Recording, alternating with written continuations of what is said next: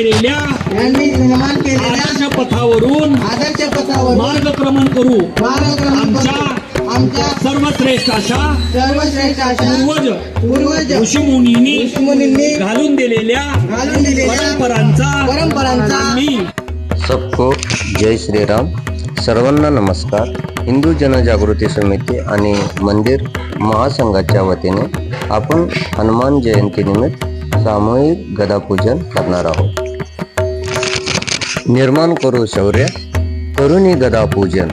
आता मुहूर्त मेढ रोवूया, करण्या रामराज्य स्थापन. गदेची विधिवत पूजन, मारुती स्तोत्र, श्री हनुमान चालीसा पठण, सामूहिक नामजप. हिंदू राष्ट्राची प्रतिज्ञा. दिनांक 12 एप्रिल 2025 शनिवार सायंकाळी 7:30 वाजता. स्थळ राधाकृष्ण मंदिर, तुकाई टेकडी, पायथा, काळेपडळ, हडपसर, पुणे. सर्वांनी सहकुटुंब आणि जास्तीत जास्त संख्येने उपस्थित राहूया.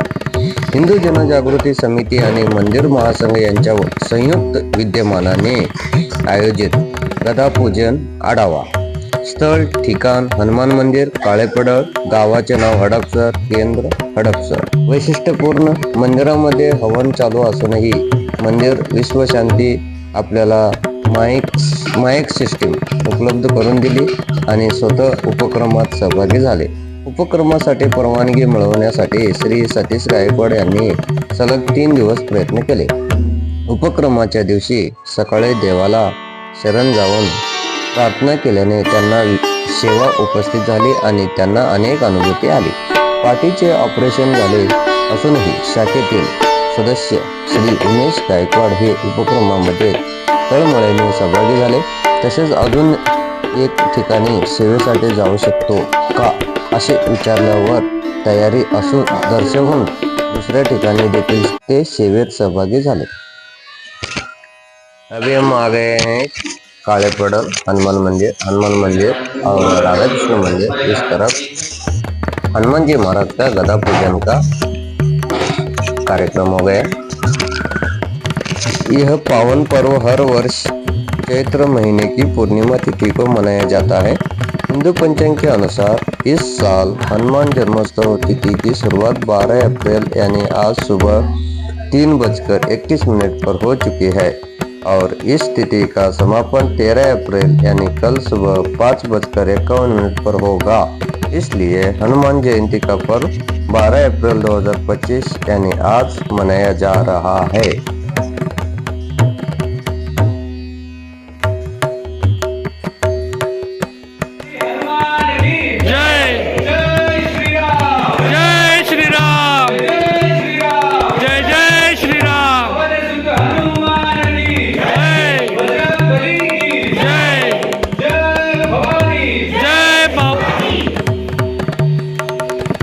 वीर हनुमान अति बलवान, राम नाम रसियो रे, प्रभु मन बसियो रे. वीर हनुमान अति बलवान, राम नाम रसियो रे, प्रभु मन बसियो रे. जो कोई आवे अरज लगावे, सबकी सुनियो रे, प्रभु मन बसियो रे. जो कोई आवे अरज लगावे, सबकी सुनियो रे, प्रभु मन बसियो रे. वीर हनुमान अति बलवान, राम नाम रसियो रे, प्रभु मन बसियो रे. चलिए आगे बढ़ेंगे. हनुमान जन्मोत्सव के बारे में थोड़ा समझेंगे. हनुमान जयंती एक हिंदू पर्व है जो हिंदू देवता हनुमान के जन्म के उपलक्ष्य में मनाया जाता है. यह भारत के विभिन्न भागों में परंपरानुसार अलग अलग समय एवं तिथियों को मनाया जाता है. उत्तरी भारत के अधिकांश क्षेत्रों में यह चैत्र माह की पूर्णिमा को मनाया जाता है. इस दिन हनुमान जी का जन्म हुआ था यह माना जाता है. हनुमान जी महाराज के और आगे थोड़ा सा समझेंगे.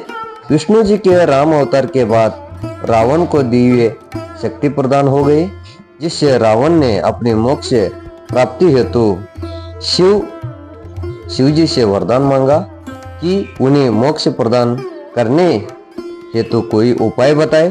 तब शिव जी ने राम के हाथों मोक्ष प्रदान करने के लिए लीला रची।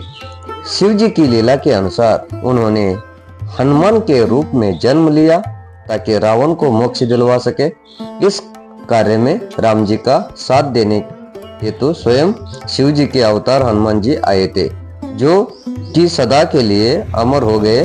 रावण के वरदान के अनुसार उन्हें मृत्यु के साथ साथ उसे मोक्ष भी दिलवाया था। हनुमान जी के गुरु भगवान हनुमान के गुरु इनकी माता भगवान शंकर, भगवान सूर्य और ऋषि मातंग थे। आज हम आए हड़पसर कालेपड़ तुकाई टेकड़ी हनुमान मंदिर। हनुमान जी का जन्मोत्सव का जुलूस देखने, जुलूस का उत्सव आनंद लूटने के लिए हम आए हैं। तो हमारे साथ आप भी बनाए रहिएगा। तो चलिए चल रहे आगे हनुमान जी का, और साथ साथ शनिदेव का भी दर्शन करेंगे और गुणगान करते अंदर बढ़ेंगे। देखिए यहाँ पे इतनी भीड़ भाड़ है, कितने लोग श्रद्धा से, भक्ति से, विश्वास से आए हैं। जय श्री राम, जय श्री राम, जय श्री राम। कालेपड़ल हनुमान मंदिर के अंदर हम प्रवेश कर चुके हैं। तो देखिए दोस्तों, यहाँ पे कितना भक्ति से, श्रद्धा से भक्त लोग आए हैं, अपने भक्ति का मनोकामना लेने हनुमान जी महाराज से मांगने आए हैं। तो चलिए आगे बढ़ेंगे। हनुमान जी महाराज का थोड़ा सा नामकरण, हनुमान का नामकरण के बारे में थोड़ा सा जानेंगे, समझेंगे। इंद्र के वज्र से हनुमान जी की टूड़ी, संस्कृत में हनु कहते हैं, टूट गई थी, इसलिए उनको हनुमान का नाम दिया गया। इसके अतिरिक्त ये अनेक नामों से प्रसिद्ध है, जैसे बजरंग बली, मारुति, अंजनीय सूत, पावन पुत्र, संकट मोचन, केसरी नंदन, महावीर, कपीस, शंकर, सुवन आदि। हम हनुमान मंदिर के अंदर आने के बाद यहाँ पे कलशारोहण का पूजा किया जाता। कलश का पूजन दर्शन लेकर हम आगे बढ़े। हवन का पूजा दर्शन ले लिया, तो आगे बढ़ेंगे, शनिदेव भगवान का दर्शन करेंगे। दोस्तों, आप घर बैठे आनंद ले लीजिएगा। यहाँ पे सिद्ध है, अपना मनोकामना पूरा करने वाला हनुमान जी महाराज और शनिदेव है। एक साथ दोनों मिलकर यहाँ पे दर्शन देते हैं, भक्तों के मुरादे पूरा करते हैं, भक्तों के मनोकामना पूरा करते हैं। इसलिए भक्त लोग अपने मनोकामना मांगने के लिए, पूरा करने के लिए भक्ति से, श्रद्धा से आते हैं और हमको जो चाहिए वो झोली भर के लेके जाते हैं। तो यहाँ पे ये सिद्ध मूर्तियां हैं, सिद्ध शनिदेव है, सिद्ध हनुमान जी महाराज है। आप भी आइएगा कालेपड़ हनुमान मंदिर, यहाँ पे दर्शन ले लीजिएगा और अपना मनोकामना पूरा करके ले लीजिएगा। आप भी बने रहिएगा हमारे इस ब्लॉग में। हम आगे बढ़ रहे हैं, शनिदेव का दर्शन कर रहे हैं, शनिदेव का दर्शन करेंगे और आगे बढ़ते बढ़ते हम हनुमान अष्टक का भी थोड़ा स्तोत्र गाएंगे। बाल समय रवि क्षलियो तब तीन हो, लोक भयो अंधियारो, ताही सो त्रास भयो जग को, यह संकट काहू सो जात न ठारो। सेवन आनी करी बिनती तब चाड़ी दियो रवि कष्ट निवारो, को नहीं जानत है जग में कपि संकट मोचन नाम तिहारो। बाली की त्रास कपिसक बसे गिरी, जात महाप्रभु पंत निहारे, क्योंकि महामुनि साप दियो तब चाही कौन विचार विचारो। द्विज रूप दिवाय महाप्रभु सो तुम दास के शोक निवारो, को नहीं जानत है जग में कपि संकट मोचन नाम तिहारो। अंगद के संग लेन गए सिय खोज कपिस सव, यह बैन उचारो पीवत ना बची हो, हम सो जू बिना सुधी लाए यहाँ पगुदारो। फेरी तके तट सिंधु तबे तब लाए सिया सुधी प्राण उबारो, को नहीं जानत है जग में कपि संकट मोचन नाम तिहारो। रावण त्रास दय सिय को सब राक्षसी सो कही शोक निवारो, ताही समय हनुमान महाप्रभु जाए महा रजनी चर मारो। चाहत सिय अशोक सो आगी सुदय प्रभु मुद्रिका शोक निवारो, को नहीं जानत है जग में कपि संकट मोचन नाम तिहारो। बाण लाग्यो पुर लक्ष्मण के तब प्राण तजे सूर सुत रावण मारो लय ग्रह वैद्य सुसेन समेत तबे गिरी द्रोण सुबीर उपारो अनि सजीवन हाथ दिए तब लक्ष्मण के तुम प्राण उबारो तो नहीं जानत है जग में कपि संकट मोचन नाम त्योहारो रावण जूत अजान कियो तब नाग की पांस तब सबे सिर डारो श्री रघुनाथ समेत सबे दल मोह भयो यह संकट वारो खगेश तबे हनुमान जू बंधन काटे सूत्रास निवारो को नहीं जानत है जग में कपि संकट मोचन नाम तिहारो बंधु समेत जबे रावण रघुनाथ पताल सिधारो देवी ही पूजी बलि विधि सो बलि देव सबे मिली मंत्र विचारो जाय सहाय भयो तब ही रावण सैन्य समेत संवारो को नहीं जानत है जग में कपि संकट मोचन नाम तिहारो काज किए बड़ देवन के तुम वीर महाप्रभु देखी विचारो कौन सो संकट मोर गरीब को जो तुमसे नहीं जात है टारो वेगी हरो हनुमान महाप्रभु जो कुछ संकट होए हमारो लाल देह लाली लसे हरो धरी लाल लंगूर वज्र देह दानव दलन जय जय जय कपिशोर जय हनुमान जी महाराज जय हनुमान जी महाराज नीलविपुत्रं यमाग्रजं छाया मार्तंड संभूतं तं नमामि शनेश्वरं हरि ओम। शनि व्रत कथा चल रही है शनि की 7.5 तो पढ़ लीजिए यह व्रत कथा बचे रहेंगे दुष्प्रभाव से। शनि की 7.5 और दैया के दौरान शनिवार को व्रत कर रखने से साथ साथ शनिवार व्रत कथा का पढ़ना और सुनना विशेष रूप से लाभदायक होता है। एक बार की बात है, सभी नवग्रहों यथा सूर्य चंद्र मंगल बुध बृहस्पति शुक्र शनि राहु और केतु में विवाद छिड़ गया कि इनमें सबसे बड़ा कौन है। सभी आपस में लड़ने लगे और कोई निर्णय न होने पर देवराज इंद्र के पास निर्णय कराने पहुंचे। इंद्रदेव घबरा गए और उन्होंने निर्णय करने में अपनी असमर्थता जताई, परंतु उन्होंने कहा कि इस समय पृथ्वी पर राजा विक्रमादित्य है जो कि अति न्याय प्रिय है, वे ही इसका निर्णय कर सकते हैं। सभी ग्रह देवगण एक साथ राजा विक्रमादित्य के पास पहुंचे और अपना विवाद बताया, साथ ही निर्णय के लिए कहा। राजा विक्रमादित्य इस समस्या से चिंतित थे क्योंकि वे जानते थे कि जिस किसी को भी छोटा बताया वही क्रोधित हो उठेगा। तब राजा को एक उपाय सूझा। उन्होंने स्वर्ण रजत कांस्य पीतल सीसा रांगा जस्ता अभ्रक और लोह से 9 सिंहासन बनवाए और उन्हें इसी क्रम से रख दिया। फिर उन सब से निवेदन किया कि आप सभी अपने अपने सिंहासन पर स्थान ग्रहण करें। जो भी अंतिम सिंहासन पर बैठेगा वही सबसे छोटा होगा। इसके अनुसार लोह सिंहासन सबसे बाद में होने के बाद कारण शनिदेव सबसे बाद में बैठे तो वही सबसे छोटे कहलाए। शनिदेव को लगा कि राजा ने ऐसा जानकर किया है और वह गुस्से में राजा से बोले, राजा तू मुझे नहीं जानता। सूर्य का राशि में 1 महीना, चंद्रमा 2.25 महीना, 2 गिन, मंगल 1.5 महीना, बृहस्पति 13 महीने, वो बुध और शुक्र 1 महीने विचरण करते हैं। लेकिन मैं 2.5 से 7.5 साल तक रहूंगा राजन। बड़े बड़ों का मैंने विनाश किया है। श्री राम की 7.5 आई तो उन्हें वनवास हो गया। रावण की आई तो उसकी लंका को वानरों की सेना से हराना होना पड़ा। अब तुम सावधान रहना। ऐसा कहकर कुपित होते हुए शनिदेव वहां से चले गए। तो हम अभी पहुंच गए हनुमान जी महाराज का पालना। आज जन्मोत्सव हो गया ना, तो हनुमान जी महाराज का पालना हिलाएंगे। तो आप भी हमारे साथ मानसिक रूप से पालने को हाथ लगा के मानसिक रूप से प्रार्थना कीजिएगा। दोस्तों हम आगे परिक्रमा के लिए आगे बढ़ेंगे। परिक्रमा करते करते आगे हम शनिदेव का थोड़ा सा कथा रह गया वो पूरा करेंगे। अन्य देवता खुशी खुशी चले गए। कुछ समय बाद राजा की साढ़े आई। तब शनिदेव घोड़ों के सौदागर बनकर वहां आए। उनके साथ कई बढ़िया घोड़े थे। राजा ने यह समाचार सुने अपने अश्वपाल को अच्छे घोड़े खरीदने की आज्ञा दी। उसने कई अच्छे घोड़े खरीदे। वह एक सर्वोत्तम घोड़े को राजा को सवारी हेतु दिया। राजा जो ही उस पर बैठा, वह घोड़ा सर्पट वन की ओर भागा। भीषण वन में पहुंच वह अंतर्धान हो गया।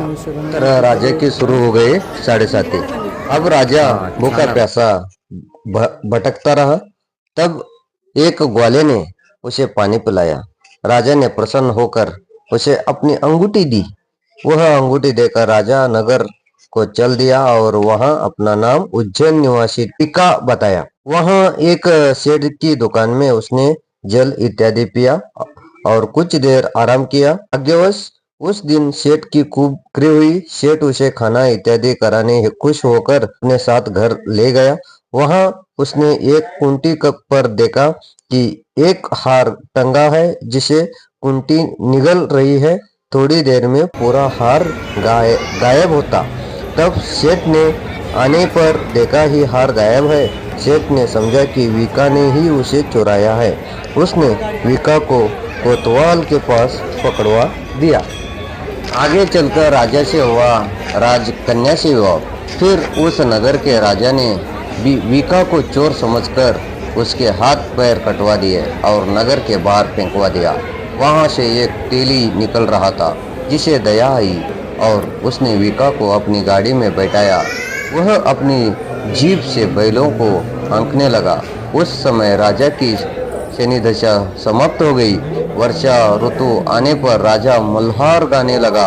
राजा जिस नगर में था, वहाँ की राजकुमारी मन भावनी को उसका गाना इतना पसंद आया कि उसने मन ही मन प्रण कर लिया कि वह उस राग गाने वाले से ही विवाह करेगी। राजकुमारी ने दासी को राग गाने वाले को ढूंढने भेजा। दासी ने बताया कि वह एक चौरंगिया अपाहिज है और परंतु राजकुमारी ना मानी। अगले ही दिन से उठते ही वह अनशन पर बैठ गई कि विवाह करेगी तो उसी से ही करेगी।